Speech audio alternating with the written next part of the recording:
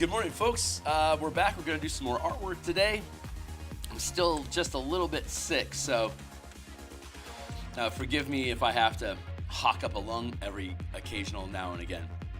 But we're going to continue working on artwork for the Dungeons & Dragons Eberron adventure that we're creating. Book cover here, Crystals of Mabar. Let me check out my signal here real quick to make sure I'm coming through clearly. Yeah, it sounds pretty clean. Drop that sound down there so it stays out of the way. And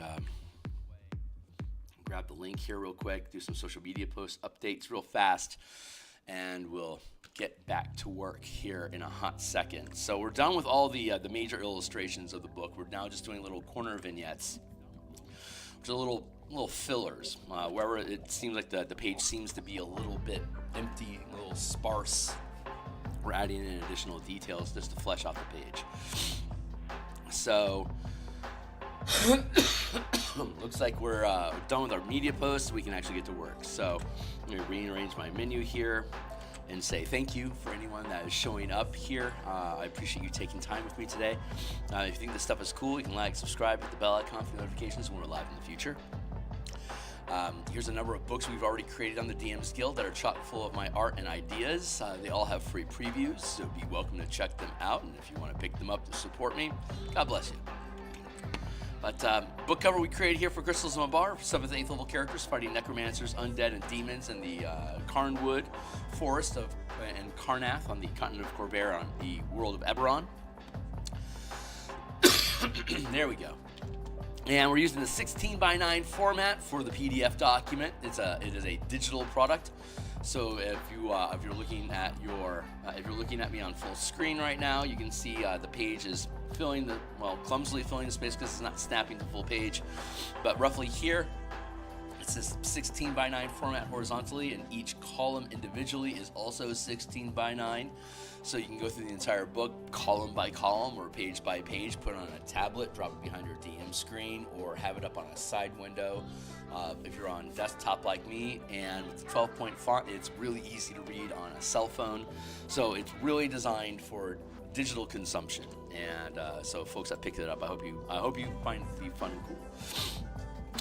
Let's see. So we're filling in gaps, and I feel like there's just a little bit too much empty space over here and down around here. This isn't too crowded, but this is the three regions inside the manifest zone: the cemetery, the flooded fort, and the gatehouse. All three of which lead to the underground facility where the manifest zone nexus is located at. So all paths lead to the nexus, whether you start off in the way that we have them broken up into section A, B, and C, and throughout the adventure, like the cemetery can lead either directly to the Nexus through a secret passage, or if you encounter guards and parlay with them and gain some sort of rapport with them, they'll take you to the flooded fort where they use as basically as a staging ground for patrols out into the manifest zone. Once you're at the flooded fort, there is a flooded underground passage that can lead you to the manifest zone, or again, if you are embracing parlay with the mercenaries that are there, they can then lead you to the gatehouse where the captain of the guard is located for Captain Carl Follis to assert whether you're friend or foe and how to deal with you accordingly. And then from there, once you're at the gatehouse, you can either sneak into the underground facility or through conversation with Captain Carl, you can be escorted down into the facility to explore it. So if you wanted to take the full gamut of the adventure, you fuck around with undead in the cemetery, find guards that then take you to the fort here, which you could then mess around with the guards and different type of undead attack, and then take you to the gatehouse, and then parlay with Captain Follis, and then go down into the facility. But at any point, you could break from the guards and basically sneak in or make a dash or fight your way into the underground facility, which is where you're trying to get to. So these open spots here, I want to do something with. Coincidentally, the navigation buttons that we have on the bottom of the document, once it's actually built out, we're probably going to change this to a different symbol, but this is the classic hamburger which takes you to the main table of contents. Here's section 1, or rather part 1, part 2, and part 3. Part 1 starts you in the village, leading into the Carnwood, which takes you to part 2 inside the Manifest Zone, where the cemetery, fort, and gatehouse are located, which then lead you underground to the research facility where the Nexus is located. And then we have Appendix A, B, and C. Excuse me. Still getting over my cold. Sorry about that. But so yeah, these are identifying the navigation buttons to the different dungeons that are inside the adventure. We can go 1, 2, 3, and then each of the parts have different terrain rules and different random encounters and optional encounters. So it's designed to be highly navigatable throughout the document, as well as to the navigation buttons at the bottom of the document. But yeah, so we're going to suss out and figure out what kind of stuff do we want to put in here. So we're in the Manifest Zone. I figured that might not be a bad place to start. We have room. We could potentially do some like cemetery stuff down here.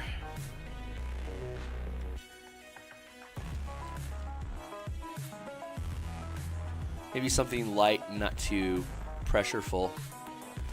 And then we have the flooded fort over here. Maybe we can do some fort ruins type stuff over here.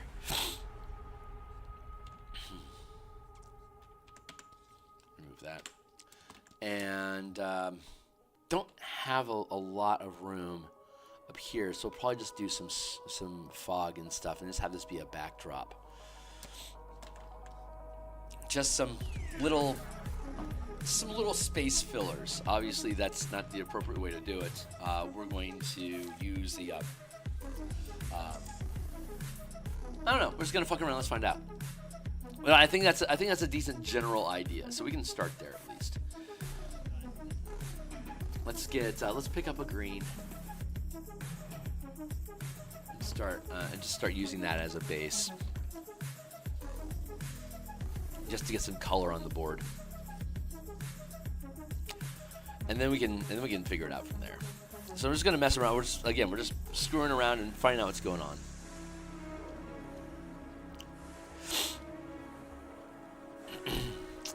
I had vacation time lined up this week. I typically take vacation time between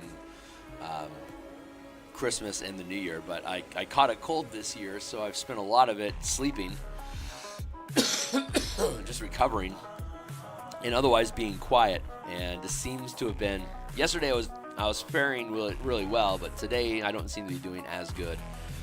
But I had thought that maybe I could jump on stream for a little while and talk a little bit. My throat would tolerate it, but we'll see if that proves to be true or not. But right now we're just blending in.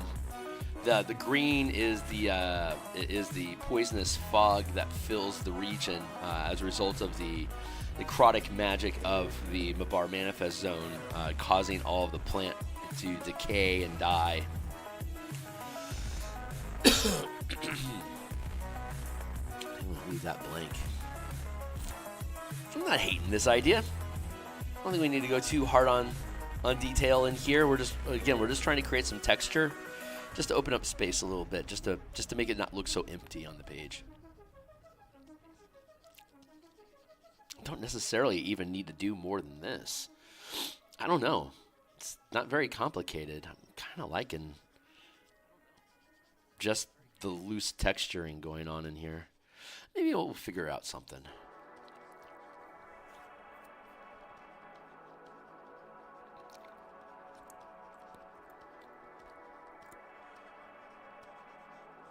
I had wanted to come back on in a couple hours, like do some work here and then jump back on in a couple hours and do some more Mage Tower NPC builds, but I don't have it in me to talk that much. Excuse me. I'm already coughing more than I expected to be today, so this might not be a very long stream today at all, sadly. But we'll be back on Monday like usual. We're back in our normal routine of Monday through Fridays in the morning doing artwork, AM, and then like Monday night, Thursday night, we'll do more game design for the Eberron Spelljammer Mecha Kaiju Pacific Rim style game that we've been building, and we can continue with that. And on Saturday morning, assuming we have at least a couple or like anywhere from 2 to 5 players, we'll be starting to run Mage Tower rugby matches using the 5e combat game engine to basically created sports for spellcasters and martial characters to score points instead of necessarily killing each other in PvP matches. So I'm looking forward to playing with that idea today. Or rather, tomorrow in the morning. It's spend a few hours just playing a couple matches of Mage Tower and see if that goes well. And it might not be very long for us to be able to finish up that document and publish it for folks to have a D&D style sport that you can play as a PvP instead of having to do death matches in a blind arena. Fade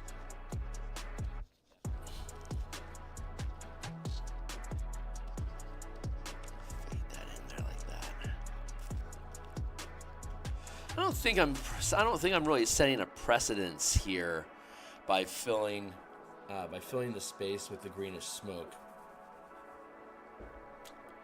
I don't feel like I'm going to have to do this for all the different regions, for instance. Let's just leave that off. Let's add on a new layer on top of this and start adding in some more denseness.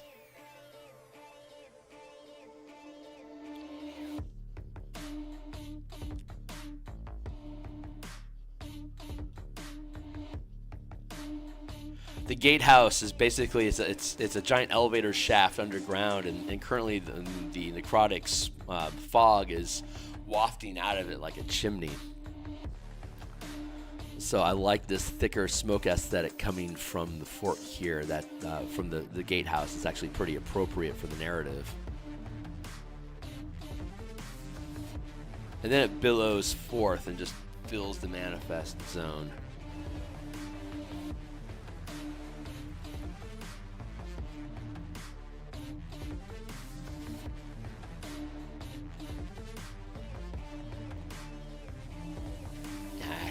That's actually pretty cool.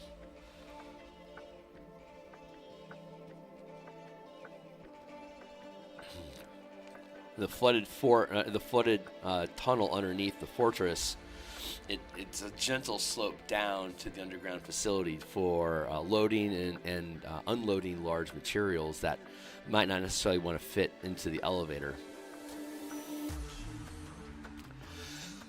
And it's full of undead, so it's basically a dark tunnel that you fight undead down until you hit the water line, and then you have to float. And there's undead under the water that'll grab and drag you down and try to drown you while you're down in there, and that's fun. But there's multiple paths in the tunnel that can lead you to the underground facility.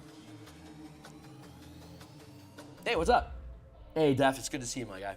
I'm a little coughing today, so my apologies for being hacking up a lung occasionally. I don't think I'm gonna stream very long as a result of it. Well, we'll see. I like that. Let's get some fog effect going in here. And once we get this lighting in here, we can look at maybe doing some tombstones down around here to indicate the cemetery. And then we can do some broken walls and stuff over here for the fort ruins. I can't possibly listen to that.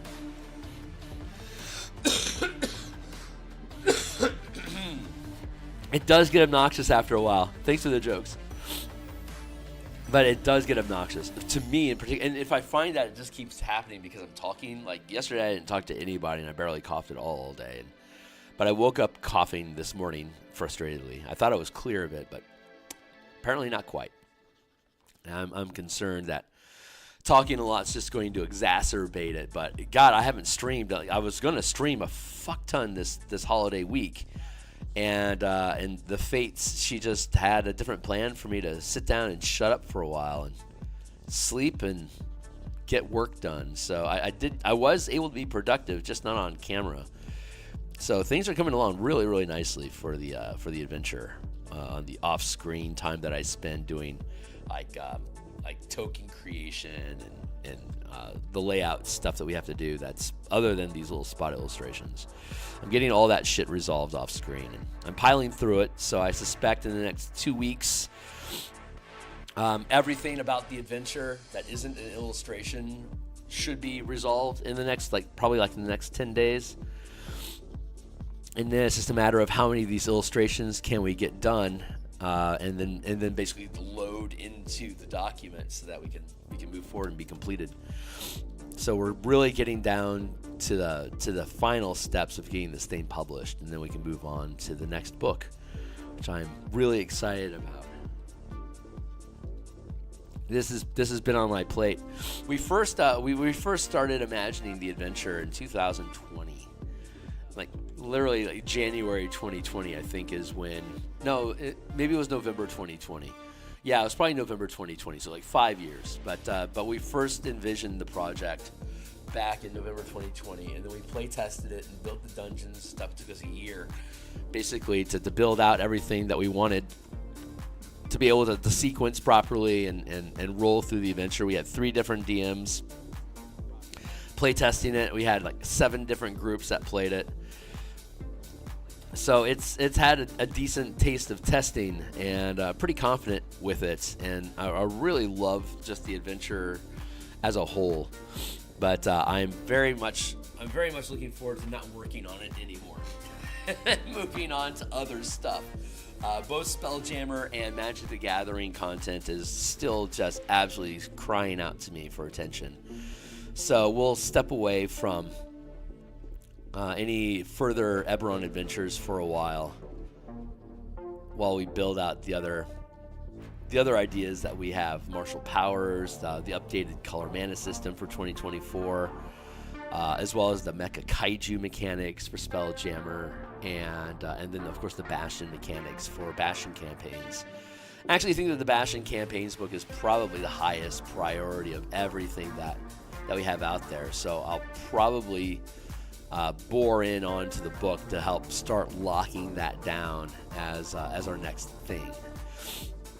Which I think that's probably the most innovative thing that's on my plate right now. We've already published Magic the Gathering. It's just a matter of updating it for 2024, which can be as casual as I need it to be. And the Martial Powers is very innovative, but it's going to be less useful to most tables. I think the Bastion campaign system is probably the most universally useful thing to provide for people, because it takes and expands on the Bastion idea in the DMG for building campaigns in a more global socioeconomic geopolitical perspective that gives more agency in the production of the world for the players, which I think has higher value overall as a mechanic idea, as a product. So I'm going to go ahead and probably make that my top priority, and it'll probably take 9 months for us to make that book published from now.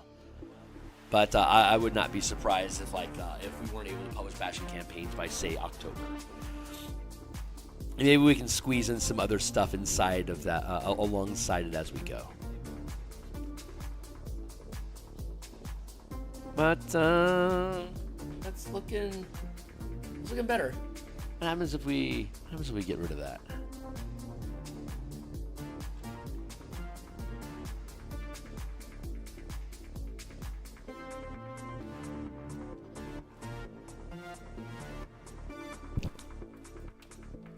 Apparently I sneezed on my monitor at some point.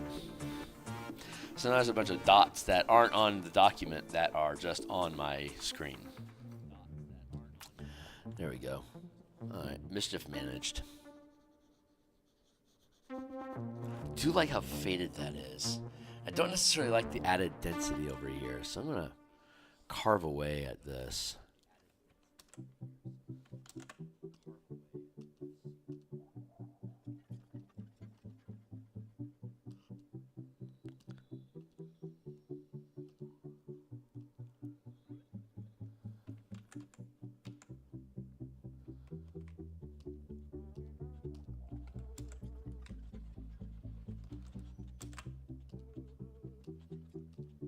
Yeah, let's do that. How's that sitting? Not bad. Soften that up a little bit in there.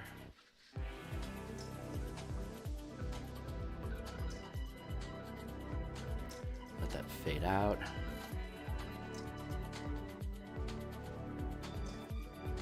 Hey, what's up? Down in the... Yeah, we're getting there. We're really, really getting there. I'm really, really happy with the progress of this thing. I'm very pleased with it. Just blending down. And once we finish these little vignette pieces, we're gonna do some Bob Ross art, just some random landscape stuff that I've been grabbing off of desktop screen grabs and stuff like that. And that'll be a lot of fun. Oops. Let's merge this down. And yeah, let's get into a chisel brush.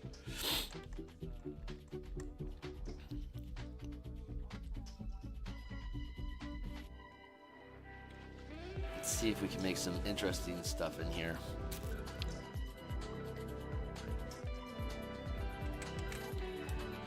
Hit save.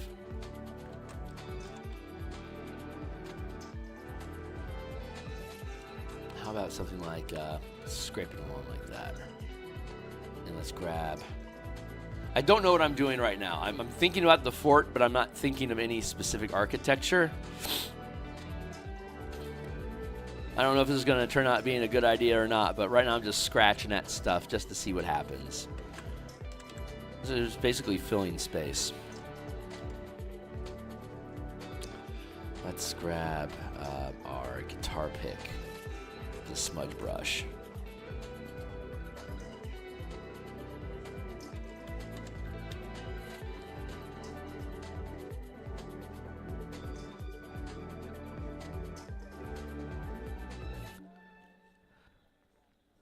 We might be able to pull something off here interesting.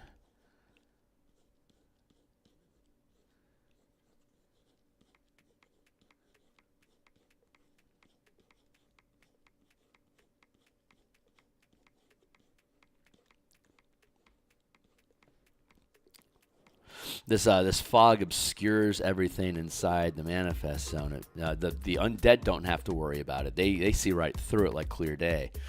But for living creatures, it is it obscures vision beyond, depending on density, beyond 80 feet or up to 40 feet. And things are lightly obscured 20 or 40 feet away, and then fully obscured 40 or 80 feet away, depending on whether it's light or dense fog in the area. And most of the manifest zone is light fog, but some of the indoor spaces, it intensifies and becomes dense. If that chart represents any buildings of any sorts, that would be a fine spot for a very small rendition. Yeah, right, exactly. Yeah, exactly. So, and these each of these symbols represents a different dungeon, and then you can see the corresponding symbols here that lead you to those dungeons on the navigation bar down here. But yeah, they all have their own unique maps. So,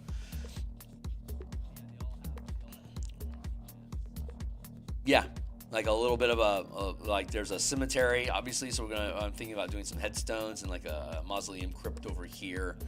And then the gatehouse is basically it's a flooded moat with some dilapidated building like walls that are basically crumbling. There's no roof anymore. It's just basically a shell of a building.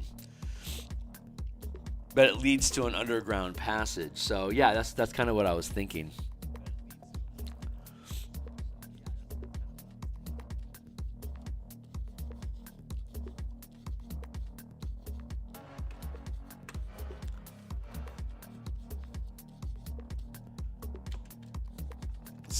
That all in here. I'm gonna drop the opacity on this a little bit.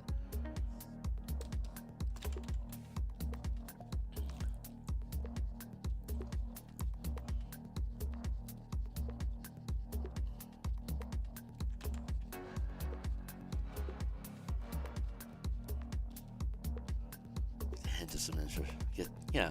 Some building structure sort of ideas going on inside here. I think that might work.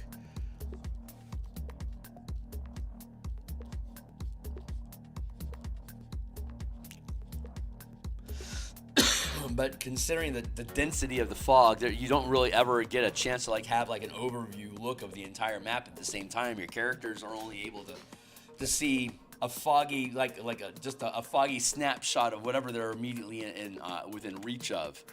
So there obviously we have a full scale map for the DM to navigate people through, but the players never really get a chance to look at any of this stuff at a distance before they actually have to engage with it. It just kind of like crops up on them. Like I said, the furthest they can possibly see inside of the area is at most 80 feet away. It's because of the density of the fog, so they never have a chance to really, oh, let's see what's over that hill. They don't see the hill. They just see that suddenly they're climbing a hill, you know? Also helps tie all the fog. Yeah, exactly. Yeah, exactly. Yeah, we're just trying to create a very murky vision of like what the silhouette of stuff that you would see. Yeah, that's about right. So I don't really need to go in on any real detail just to be able to see the murkiness of like what is it that's out there.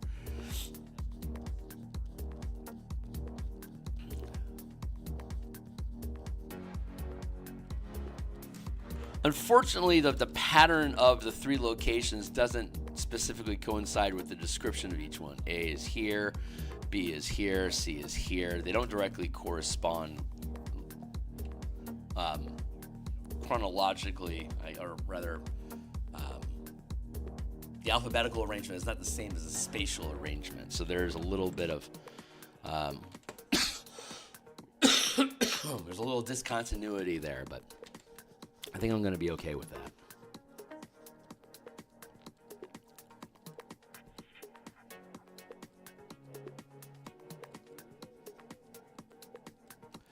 Yeah, it's roughing some shapes in.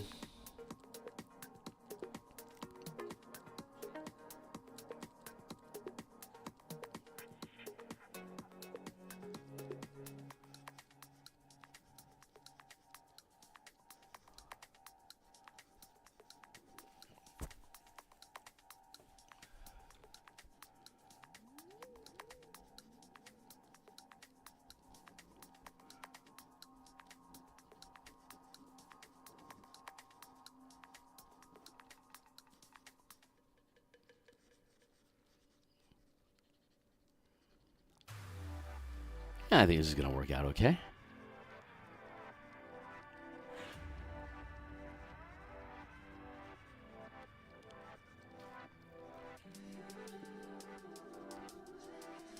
Blend that in to fade out into the fog.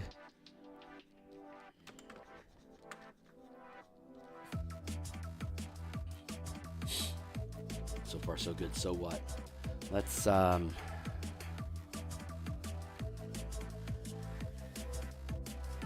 we'll go like this. We'll go, first off, we'll get rid of that one. And then we'll make this one fort.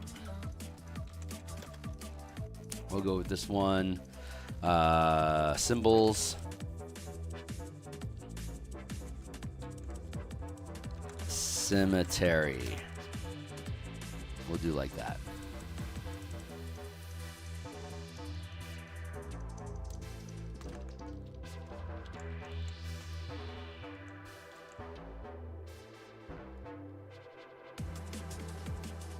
No, we'll stick with black and we can just lighten it. Let's go to...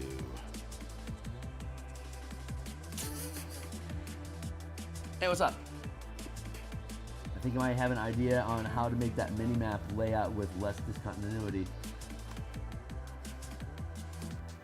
Also helps trying to do this would essentially be the link if you're interested. Yeah, sure. Of course I'm interested. I mean, this is just a page. Here's the 3 blocks of text, and here's the arrangement of the sigils. And so if there's a different way to do it, I am not opposed to the idea.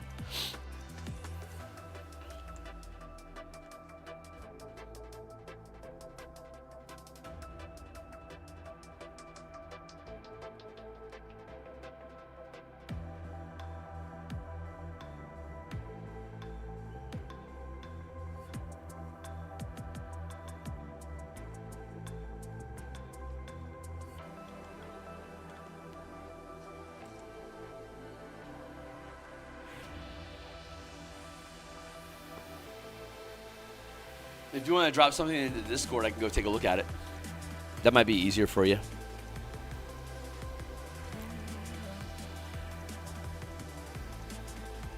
Or drop me a DM.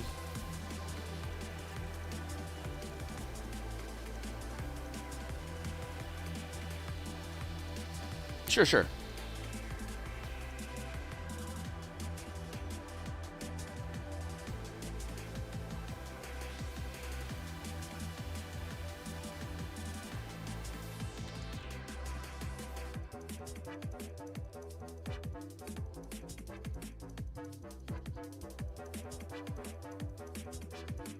Just gonna keep hacking away at shapes in the meantime.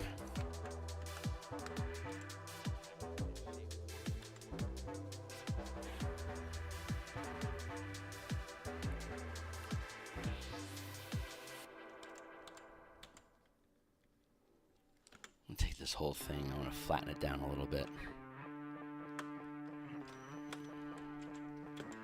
There are no tall towers left in the fort. They've all crumbled away already, so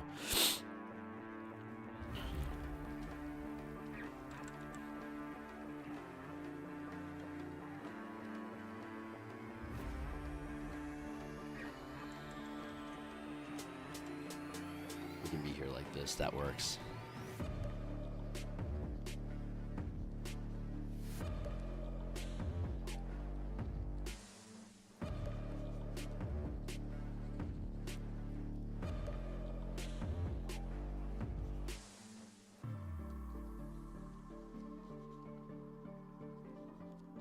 Break that stuff up a little bit.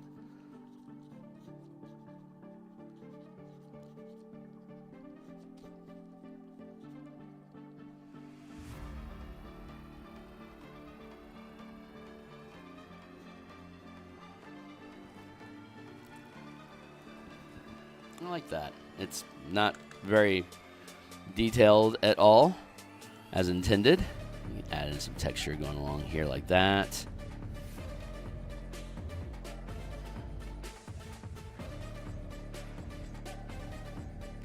A little bit. I think that might be fun. Let's grab our smudge tool like this, add in some rough here.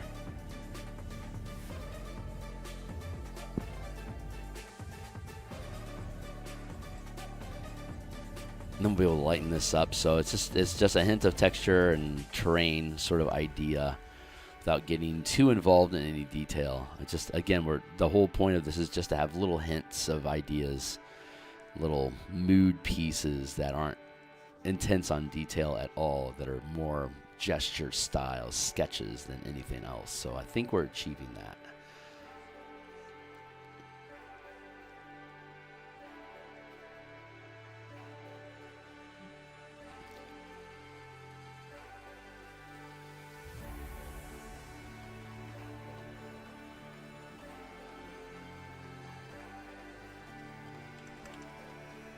I'm going to blend it all in like Bob would do.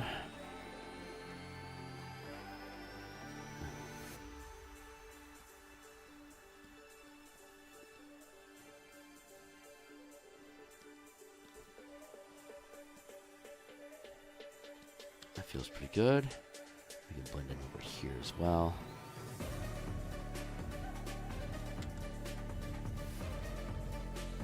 Just to work that in. And let's do something like this, because there is a campfire that they keep burning over here.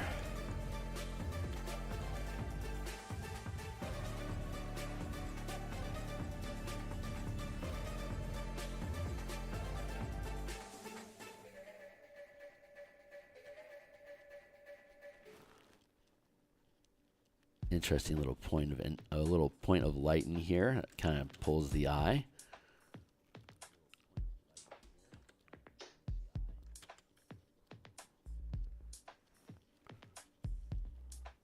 I'm going to hit that with a little bit of diffusion. We're going to go to filter, blur. We're going to do a light Gaussian blur on that. Just to fuzz it out a little bit. There we go.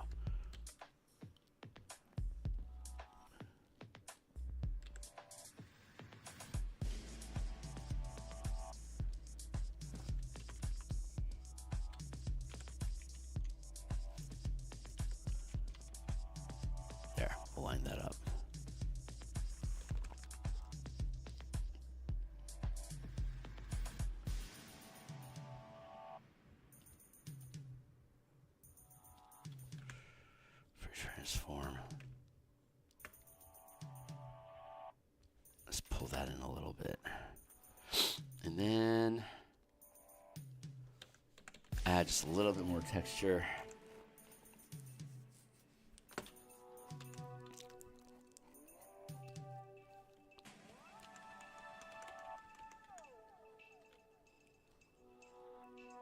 I like that. I like that slopey grit that we had going, but I melted it all away. Now I want to bring some of that back. I just like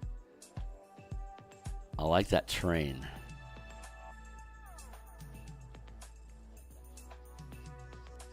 I want to see if I can make use of that a little bit better here.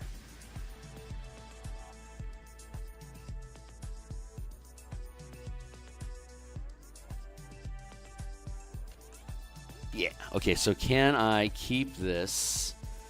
Let's try using the Mountain Razor.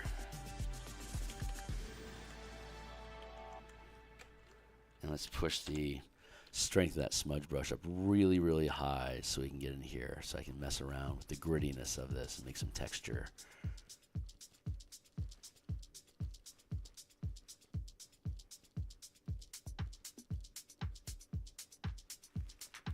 There we go.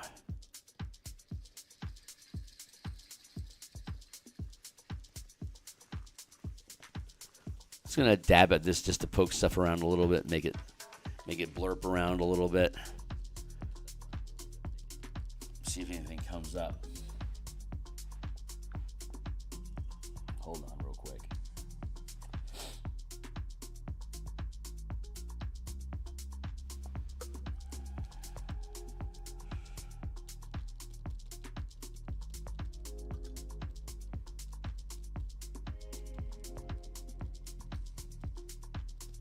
All right, I think I should switch to chisel brush.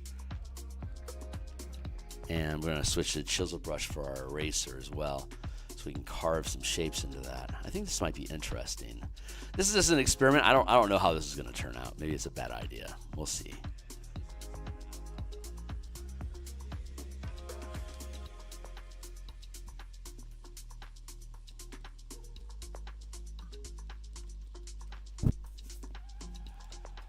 Sent it. Thank you.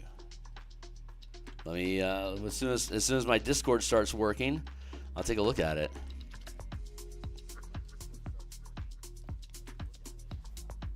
Go on, Discord. Thank you, buddy.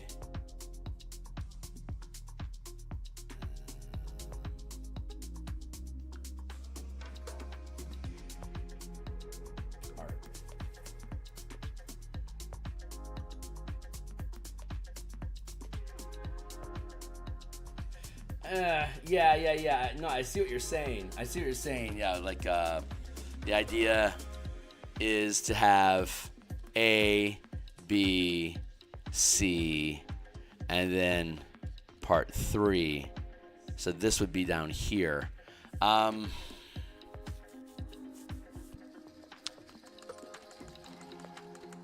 So on the actual compass, on actual compass, this is to where the village is off in this direction. So if you march northwest, if the team goes northwest, they end up at the cemetery. If they go north by northwest, they end up at the fort. And they'll hit either one of those before they hit the central tower. So I think I'm actually going to leave this spatially proportioned here. I appreciate you taking the time and effort to provide that idea, but I think I want to stay accurate to map placement. And yeah, I think this is this one is still jiving me with this is still jiving with me better. So appreciate you putting out the idea. Thank you. And I absolutely agree. No, it's okay. I'm only feeding you pieces of information. So I mean, your effort is not wasted. It's very appreciated. But it also gave me a chance just for just a random outside perspective, like, you know. Oh, that would actually, hold on. I'll show you.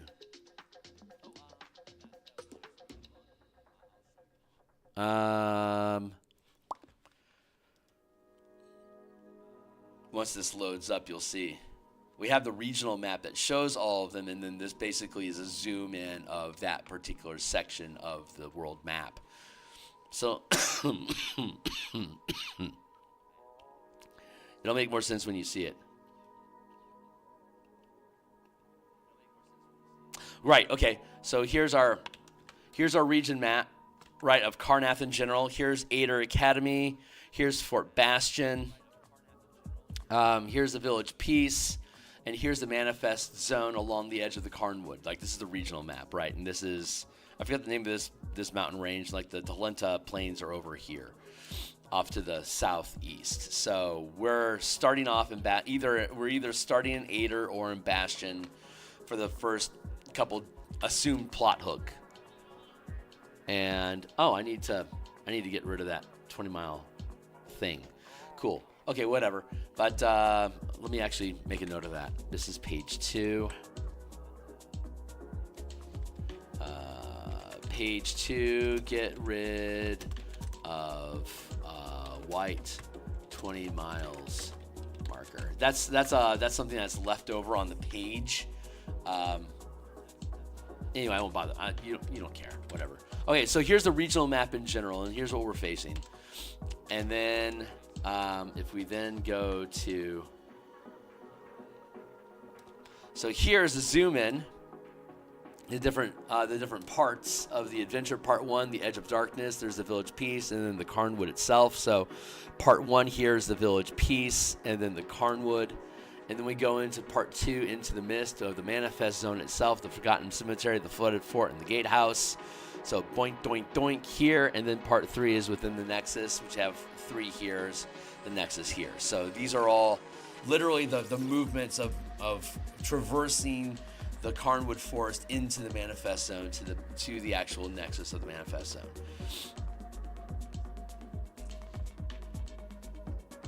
And then, yeah, I'll get rid of this. So that was the basic setup that you saw. And then here, once we actually get to the manifest zone, we break down even more so. Again, here is the cemetery, and here's the Flooded Fort. And we're showing the pathing of maneuvering from, again, each of the sections talks about like moving from one section to another. So there you go. That's the relevance. And I don't know if this is turning out the way that I want it to or not. Maybe if I muck around with it long enough, it'll be interesting.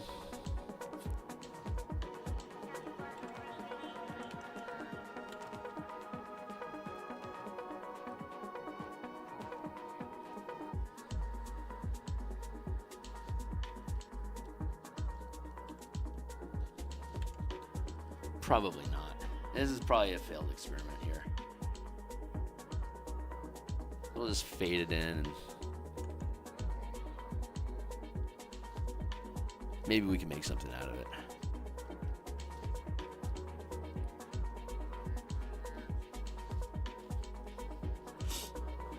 Question: if they travel directly northeast from A to B, would they contact C, or is it a straight shot? It's a triangle.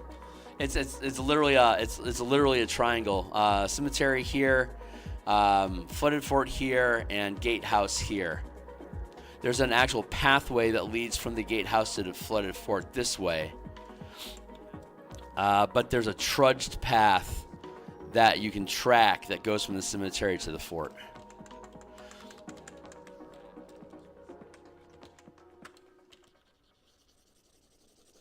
But they could potentially, if they're not following cues and just randomly moving through, they could potentially cross between and hit the Gatehouse without hitting the cemetery or the Flooded Fort first. Perfectly possible.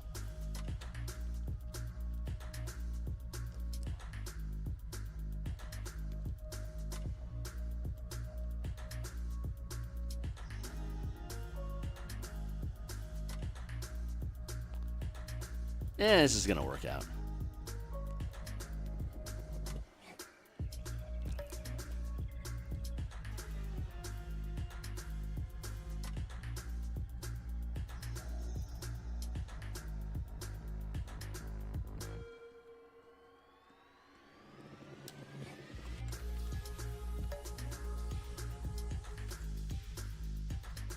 Can I just mesh with the pest? If I can just mash on this for a little bit longer, I'm sure I'll end up being happy with it.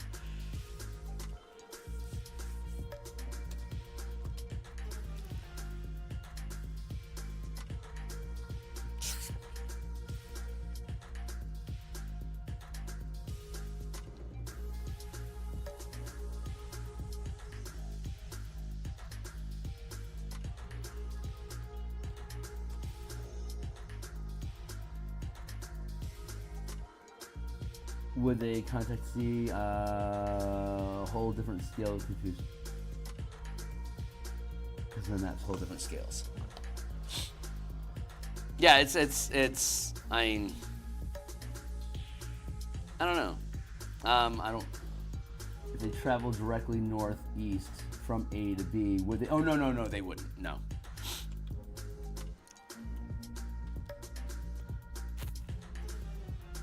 Yeah, the gatehouse is literally north of the cemetery, and the gatehouse is northeast of, and the flooded fort is northeast of the gatehouse.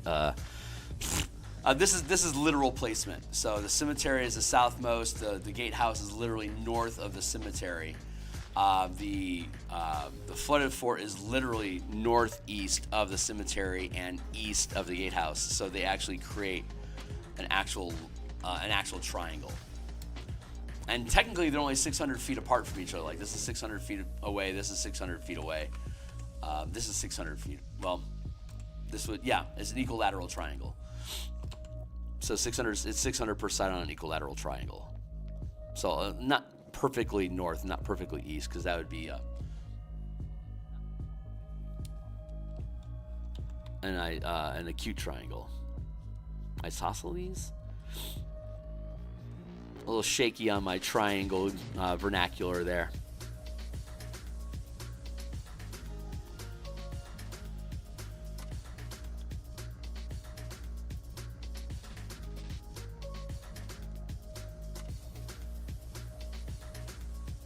Oh, this could be fun. Let's play with this for a little bit.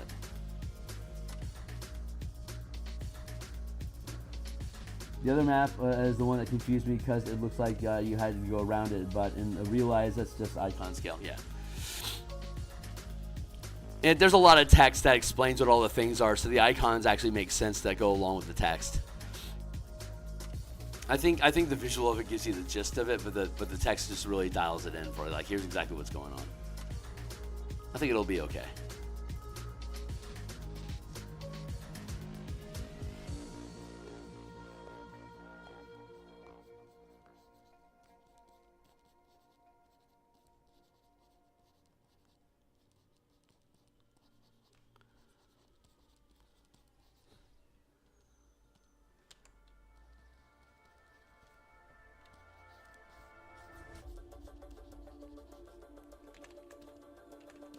I think I've probably minced on this detail.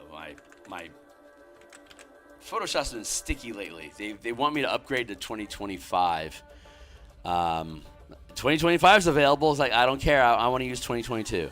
Like, you could use 2025 right now. Just download. And I'm like, but I like 2022. It's like, we're gonna make 2022 a little bit fishy now. So you should download 2025. I'm like, stop shitifying my software. Don't appreciate it.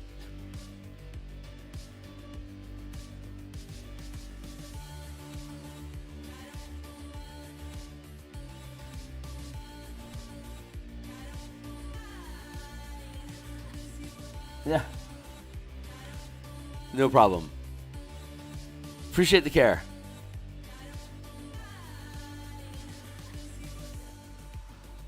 I can probably stop mincing on this sometime soon. Let me see. Maybe I just want to add in. Maybe I've been thinking about crystals. So let's look at just adding a little bit of crystal texture here.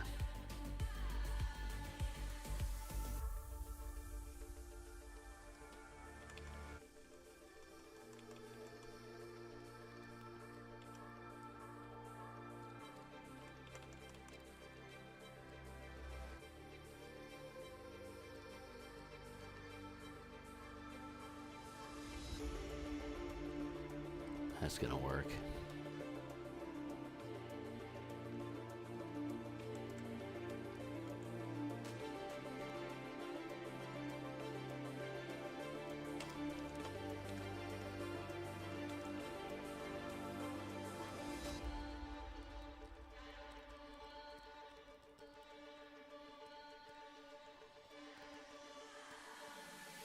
Yeah, hopefully hopefully people will enjoy it when we publish it. It's the feedback from the other DMs that ran it was that it's a really versatile toolkit that was easy for them to break apart and pull back together to rebuild the adventure however they wanted for the characters that they were using.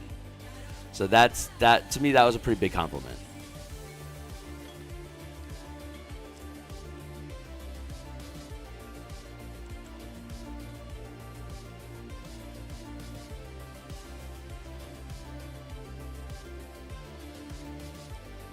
Oh yeah, this is gonna work. So let's reduce this down.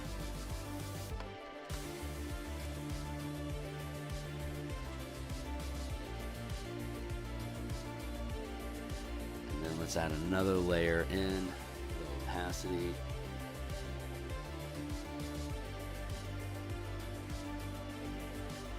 I'll mess around with this just to make some fun texture stuff, and then we'll move on to the cemetery next after this.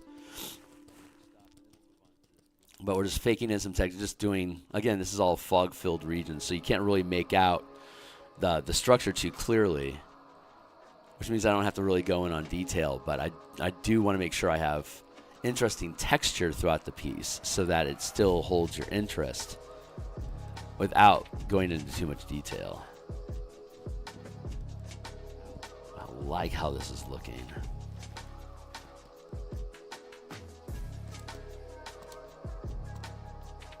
Come on, buddy. It's just Photoshop's been sticky. Very, very sticky lately. Hey, what's going on? Yeah, bro, for sure. I've written stuff in creative systems, but I've never had the wherewithal to put all the work like this you're doing with Fantastic. Well, thank you. I appreciate it. Very, very kind.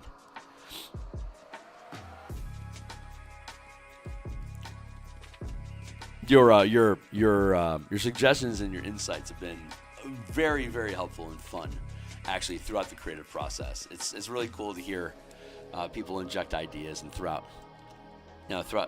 out some ideas and stuff while things are getting built. It's actually a lot of fun and appreciated. Yeah, we're starting to get a really cool little rough terrain sort of feel to the place. This is the kind of feeling that I wanted. So I think I can just do a little bit more foreground here, and then I'll probably be content with this. And then we'll move on to another section like the cemetery corner down there. We can add in a little bit of bulk down here. Just thin this up a little bit.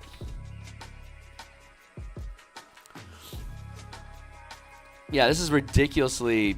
It's the intensity of this is a little off the wall.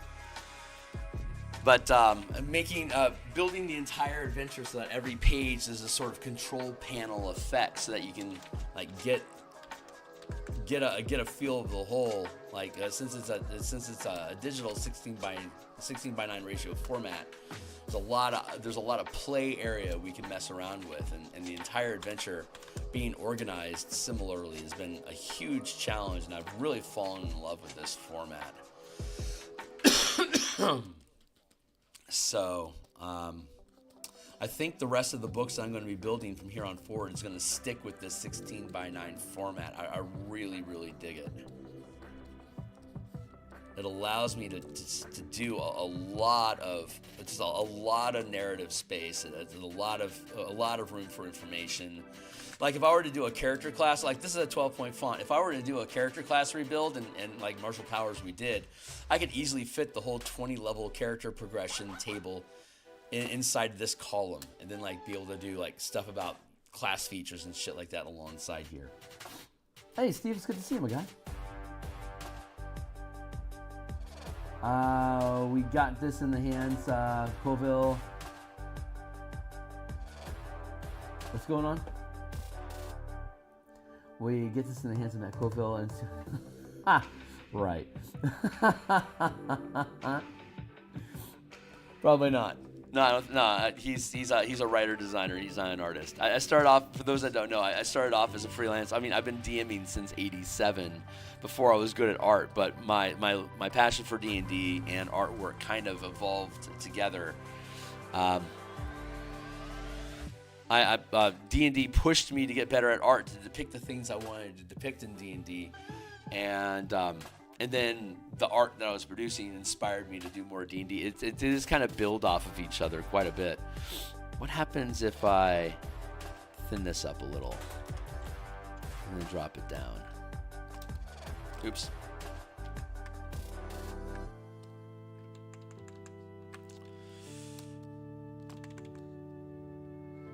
Kind of liking that. Let's get our fire there.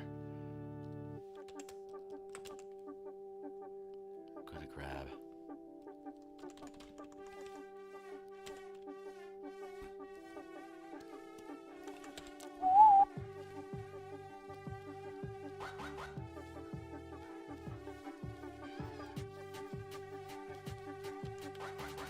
Let's grab a little bit more of this just to fuzz this out a little bit more.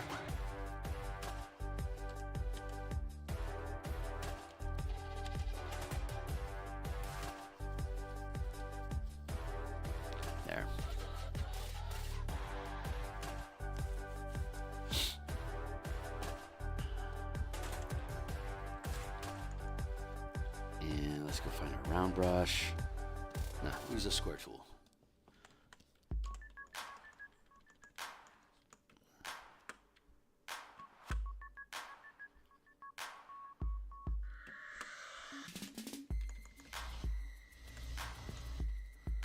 Square.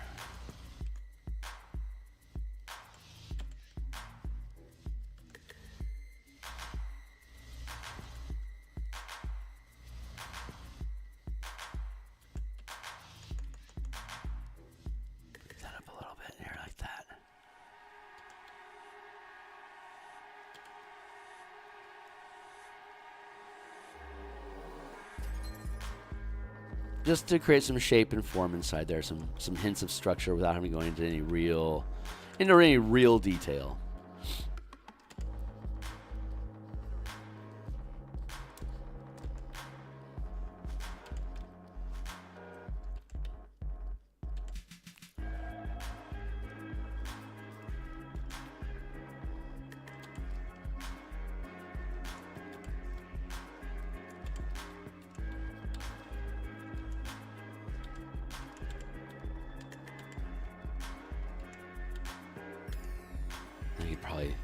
We can probably call this part done and move on to the cemetery.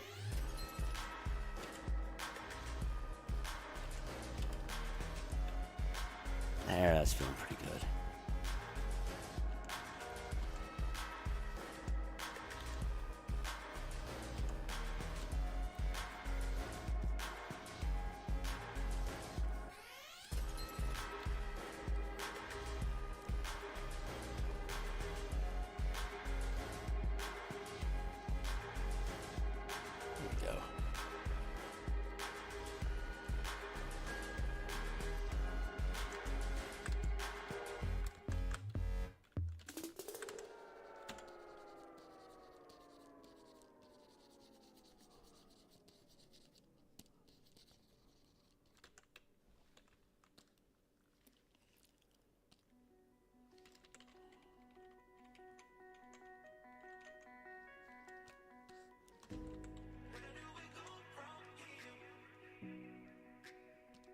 Alright, that'll be good enough for now.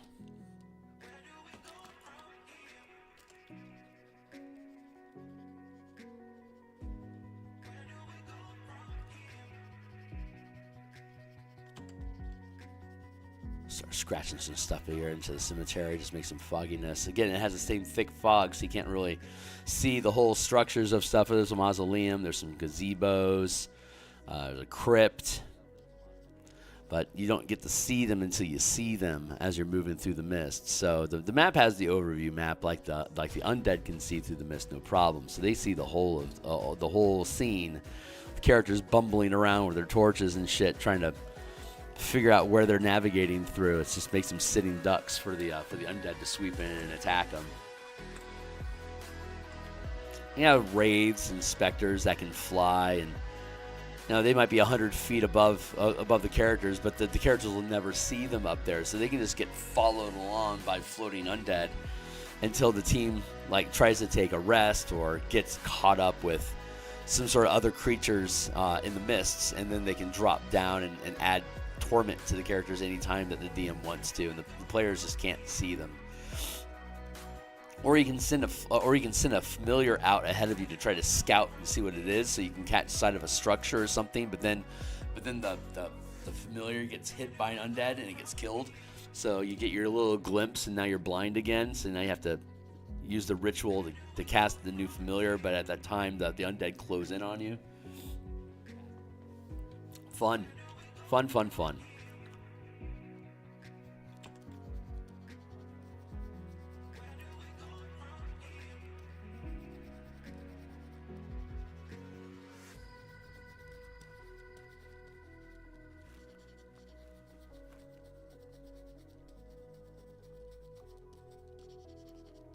Right now we're just scratching stuff in, just to see what makes sense. I don't think I have to go too crazy on this.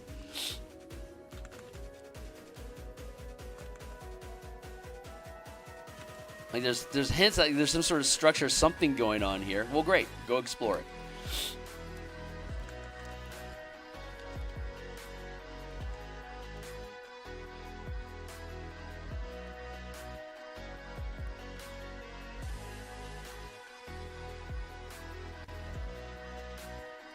Do something like that, maybe.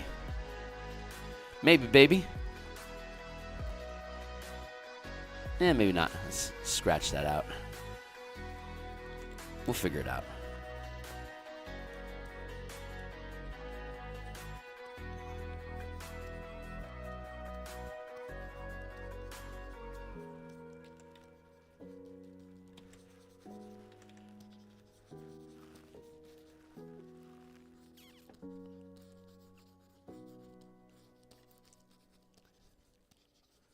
Just kind of letting the muse breathe a little bit into the piece to see, as we just start amassing texture and tone, adding just some value to the page, we'll be able to see what kind of like manifests from it, if anything.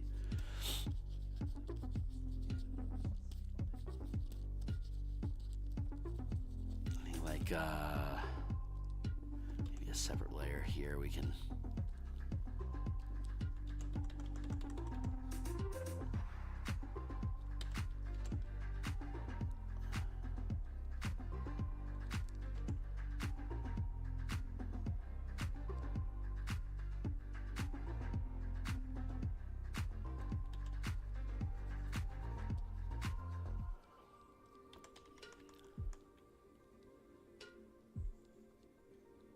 Way back when Karnath was still sovereign host, religion primarily, before the Blood of Vol.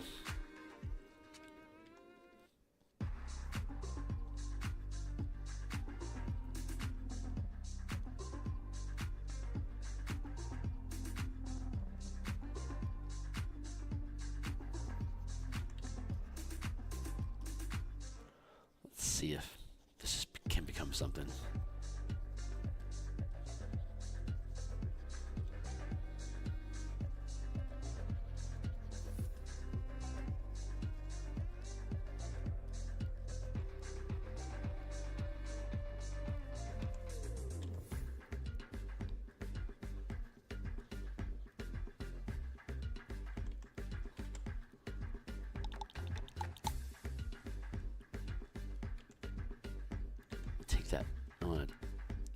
Take that leading edge here in the mist and then pull it down into obscurity.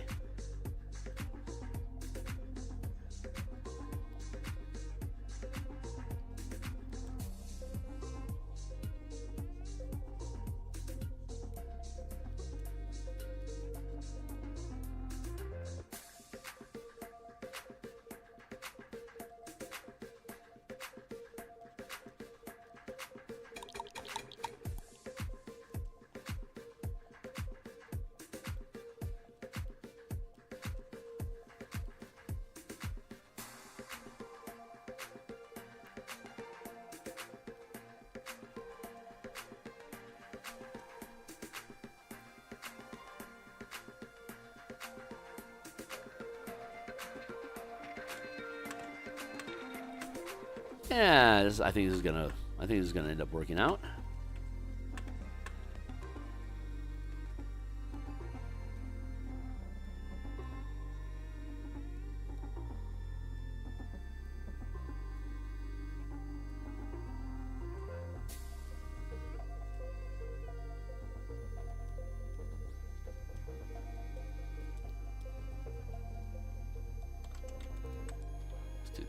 Let's grab here and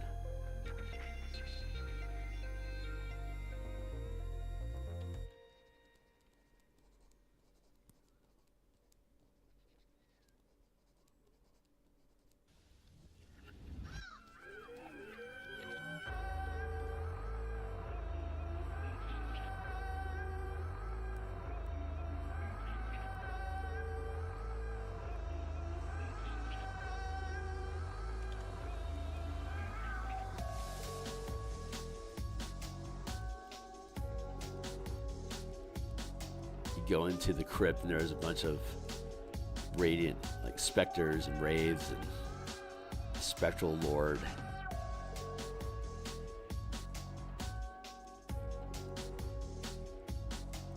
So I'm going to create this glow effect, like an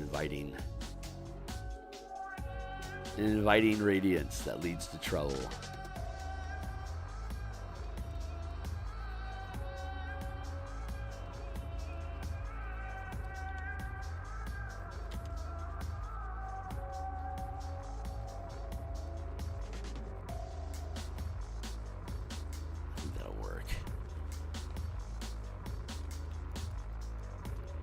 I think this is the right idea. I don't know if I'm necessarily executing it properly, but kind of like where this is going.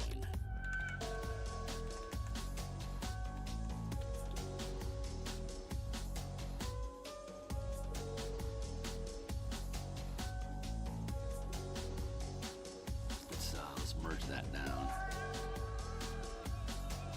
Yeah, I think this is going to work out.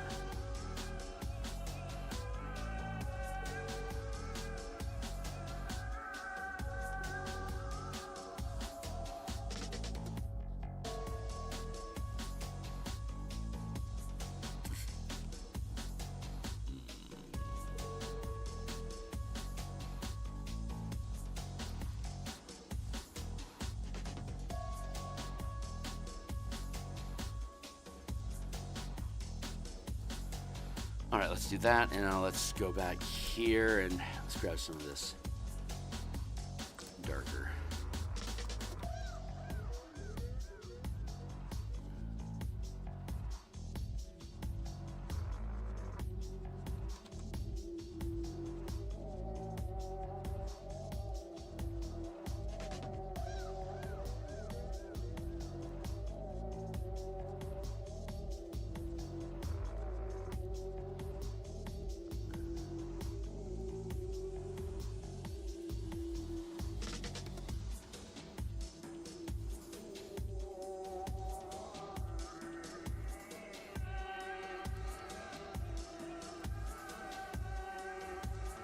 Moody little tombstones. I think this will get the point across.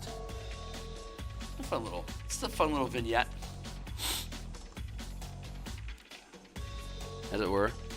Let's do a skew.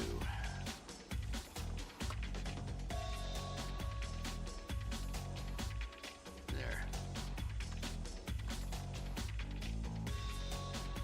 I bet this is going to work out just fine.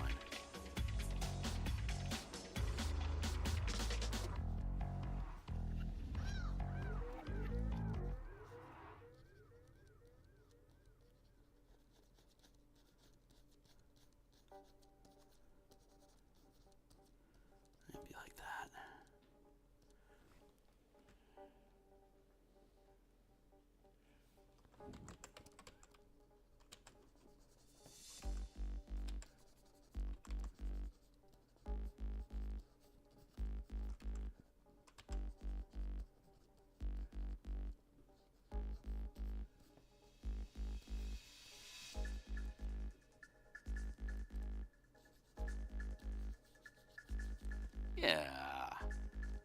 Yeah, this is gonna work out. Let's do this. Let's jump back into our crystal. Grab our crystal grit again. Like this music.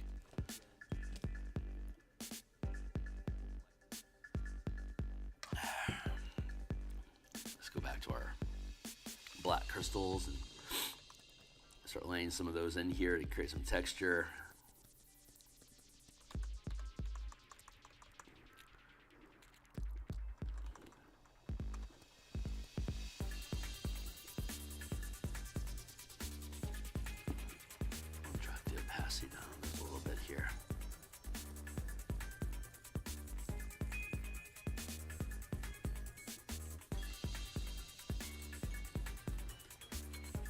You tell me, timer.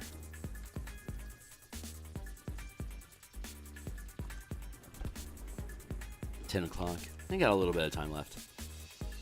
We'll finish this piece up and then we'll call it for the day. I won't push myself too hard. We'll be back on Monday and we're just going to keep working our way through these, and we're doing stuff offline as well, away from the camera. And once we finish all the logistics stuff that we need to do off of camera, we'll start filling in all of these little vignette pieces alongside what we're doing here on stream. And once we run out of art to do here for the Eberron adventure and we get down to just integrating into the document to publish the PDF, we'll switch away from doing Eberron stuff and into just doing landscape work in general. But we're not quite there yet. But we'll be going through that transition here probably in the next 2 weeks. I think 2 to 3 weeks this should be published. It's a little bit later than I wanted to. I wanted to get originally I wanted to have this published back in September. But obviously that timeline got fucked. So we adopted a new timeline and was hoping for a very early January publish, but it's gonna be mid to late January. But I don't think it's gonna be February. We should be done before February, unless things get slowed down for some reason. But there's technically no required release date for this. It's done when it's done, and it's God knows it's taken long enough that there's no reason to rush it right now. But it's just we're running out of stuff to do, and I am not looking to procrastinate in actually publishing and finishing it. There will be an emotional fallout, the post-mortem experience of having finished a piece that will occur, but we're going to nurse our way through that with Bob Ross paintings. And then we'll probably start getting into the Bastion campaign and building that out.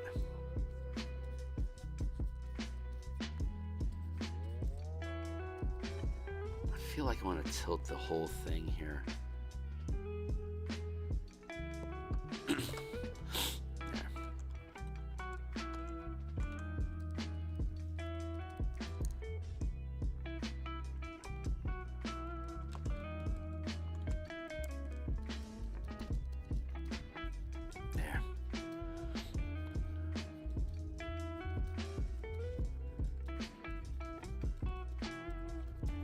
Adding and erasing. It adds more texture, and we add a new layer, and we add in more texture. And it continues to flow in and just builds up a composition. That's generally how we do things. That's generally how things are done, period. Whether it's me or somebody else. That's just kind of how you do it.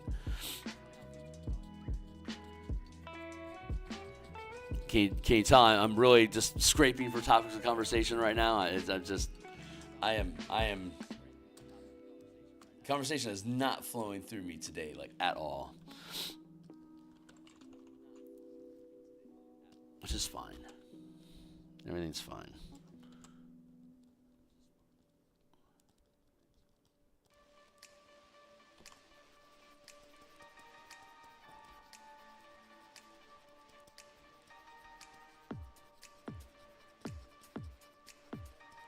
There we go.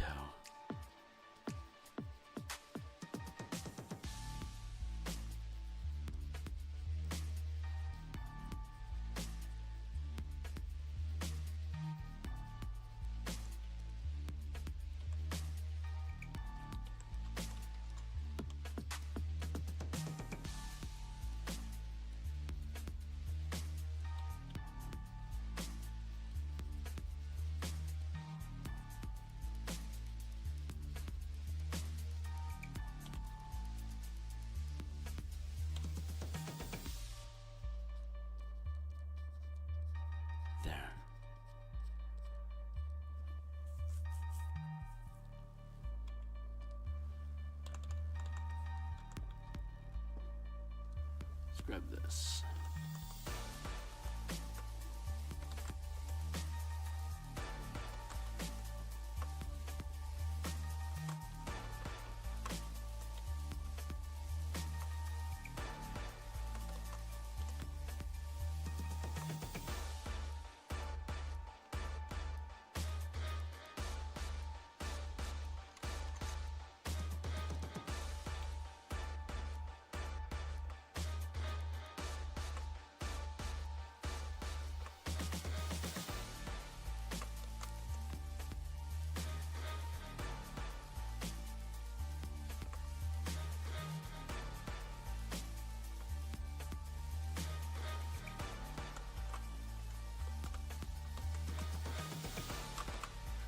transform.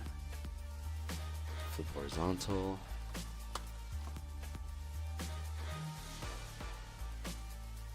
This is the main crypt. Merge down.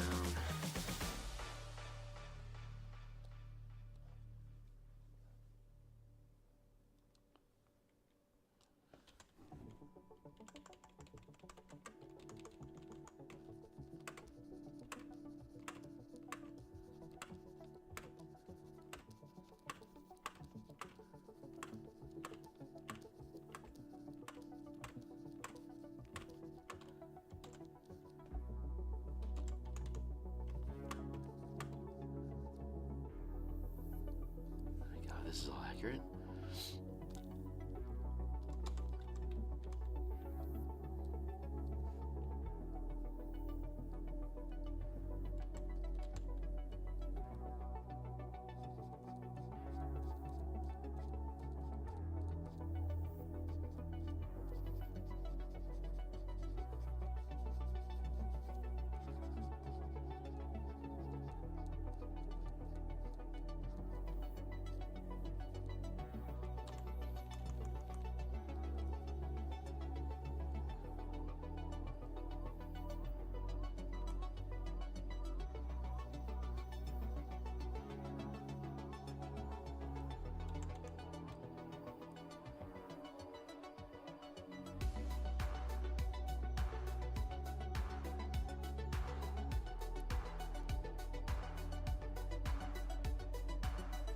I think it's funny that the sign of the Sovereign Host basically looks like a TV antenna.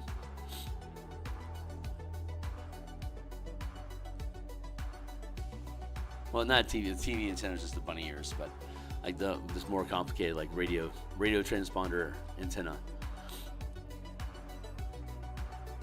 I love that. Like you're tuning into the divinity of Eberron.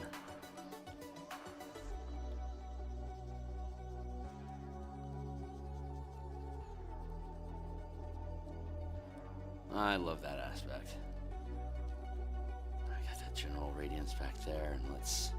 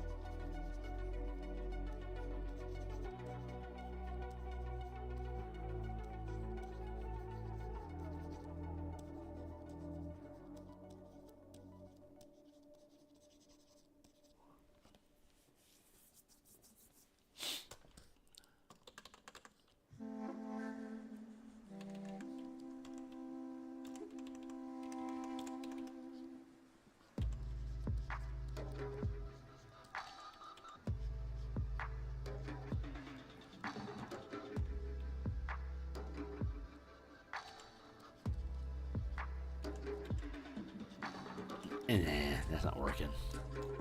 I'll get rid of that. I was thinking about like a rotten forest sort of idea, but I think it's going to end up crunching this space a little bit too much. But I wanted to drop some sort of texture into this area here, just to keep it vibrant. But this should be fine.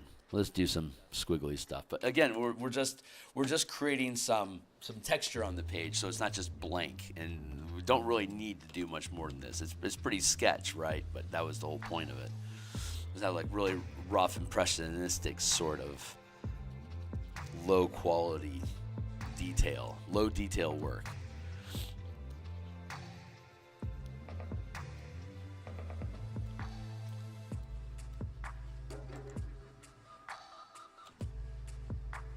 come back and pick at this again if I really wanted to, but.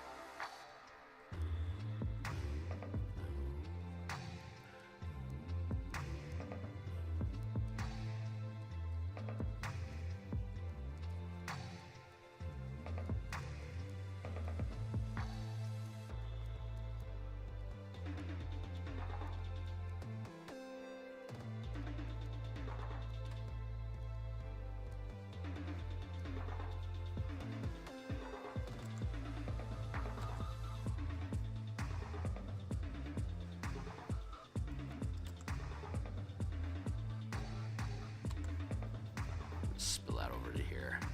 Yeah, my throat is not doing great, so I'm not talking the way that I should. I'm going to I'm probably gonna end up stopping here in a few minutes, just to give my throat a chance to heal a little bit more over the weekend until I start in. By Monday, I'm sure we'll be back up to normal stream quality.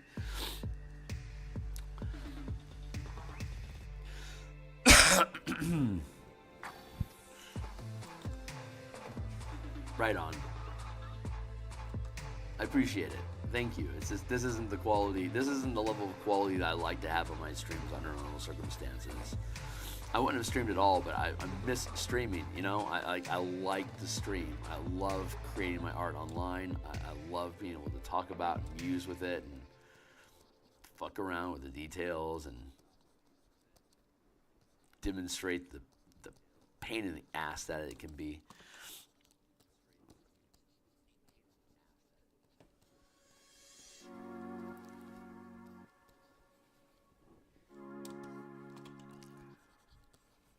Alas, earwax.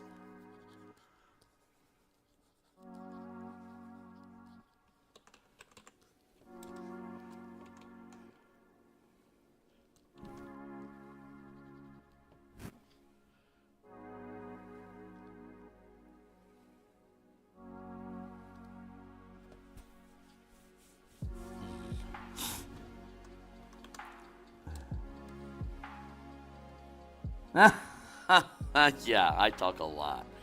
I usually talk a lot. It's just not here today.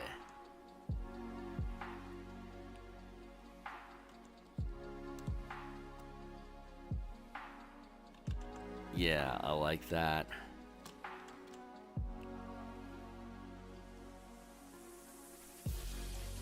I like that.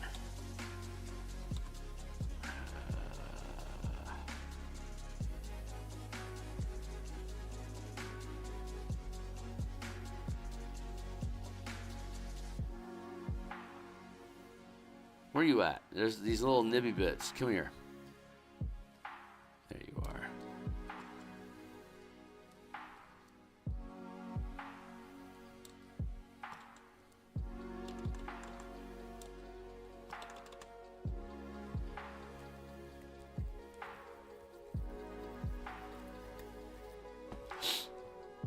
I don't know. Maybe it's not my best work.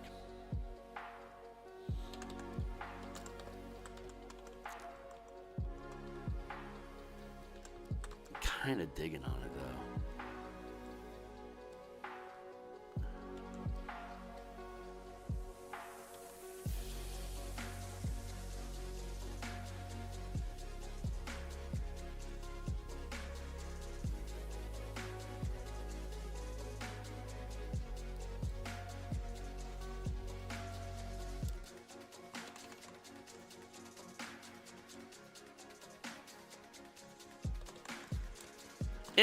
It's super casual, you know. Thanks for the vote of confidence. I really appreciate it. It's this experimental stuff. It always feels like a gamble, but I'm liking it's super subtle. I'm kind of liking it.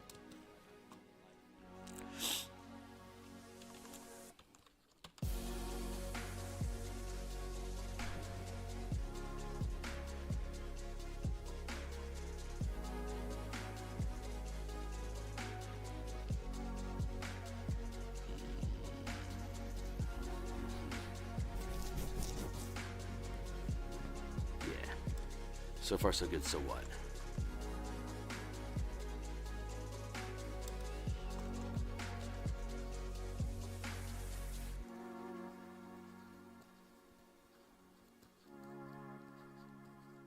There we go.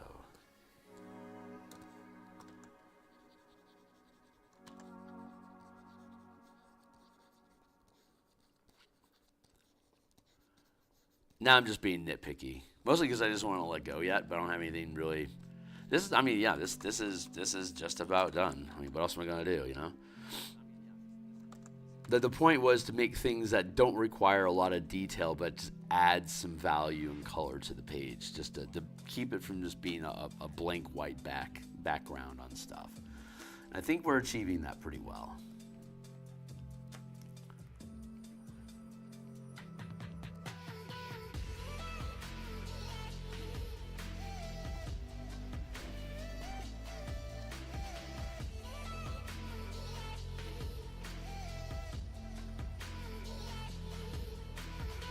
Where are you at, dude?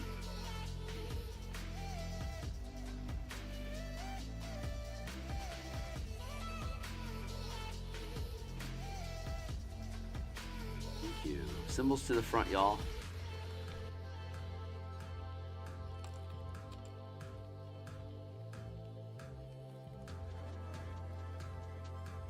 I'm seeing this this new layer, this layer of background that I'm blending over what we had just created. I think I'm finding that separating these different elements from each other.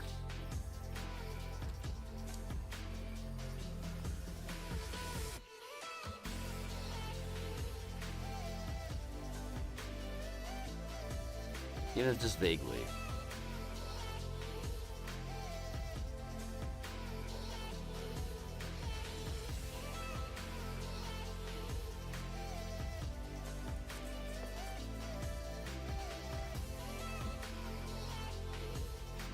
Not bad.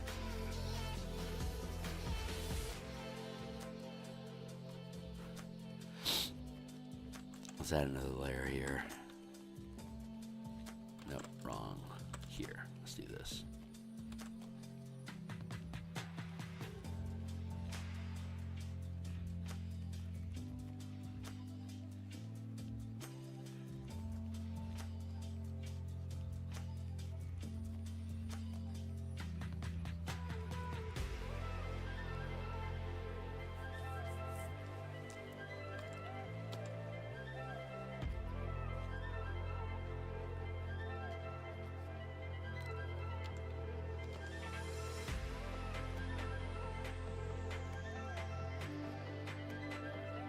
Something like that.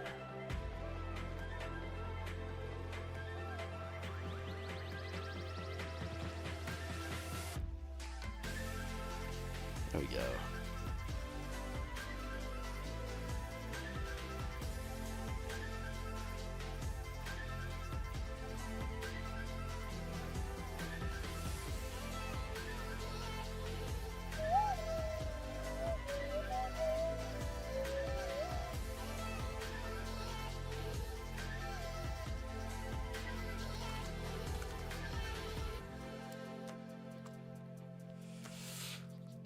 We're close. I can feel it. We're close. Maybe I can do something interesting, like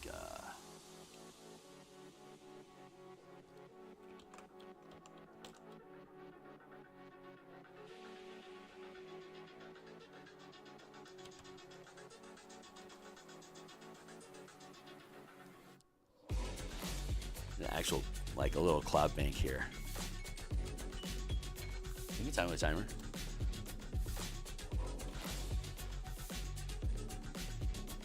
Got about 20 minutes left. Probably less. Probably only need about 5 to get this done. I just want to add in some cloud stacking effects going in here. So I thought this might be interesting to play with for a minute, so let me drop this stuff in here and see if it is.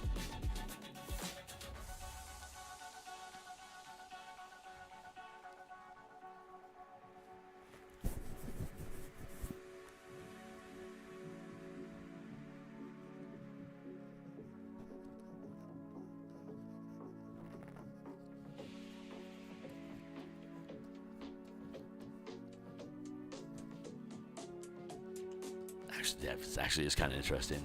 It's kind of cool, kind of looking cool here. Let's just keep doing what we're doing and see how it turns out.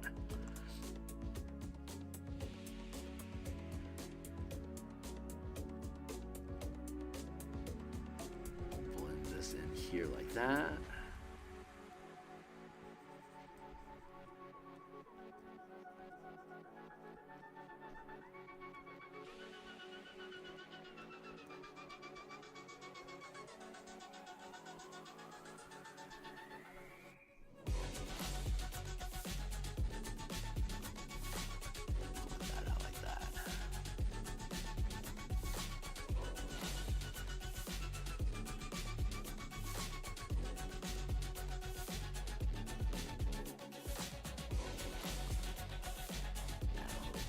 Puffin over here.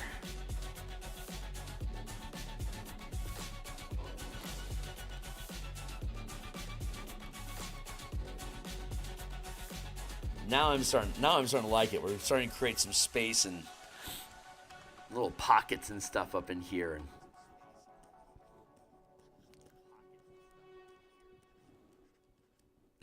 that just creates interesting little interactions. That's all I wanted. Just interesting little interactions to break up the shape.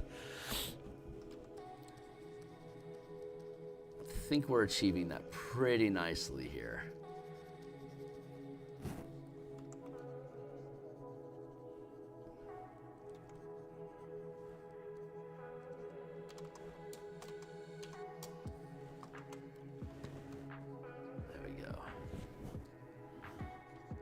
So far, so good.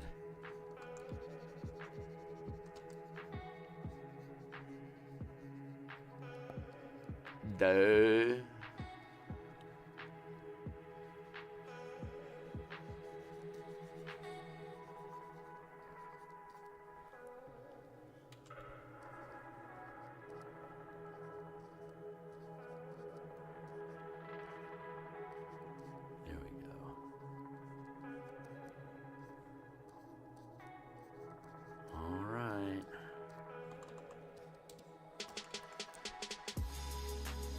Cool. Okay, I'm just gonna let that be. If I'm inspired, I'll come back and mess with it some more. I always have that right to come back and spot fix stuff. But as far as just some texture and points of interest on the page, I think this is hitting those marks. So I'm going to fold these all up into a separate little folder here. I'm just gonna call it texture. And I'm gonna see what happens if I drop the opacity on that a little bit.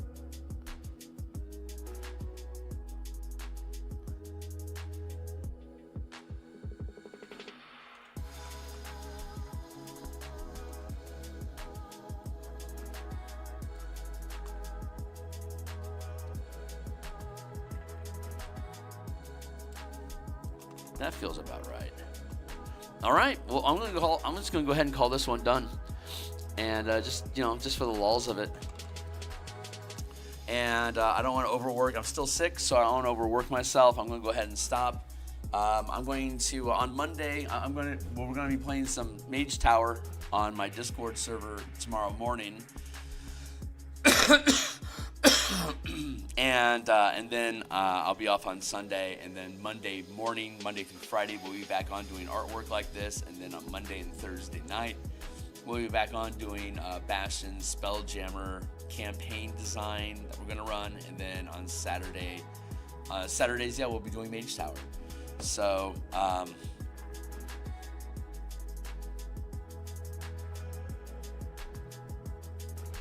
yeah, that's it for now, guys. I'm out of here. Thanks all for hanging out with me. I'll be a little bit more on point and have more spark once I'm finally finished with being sick. So, Happy New Year's to folks.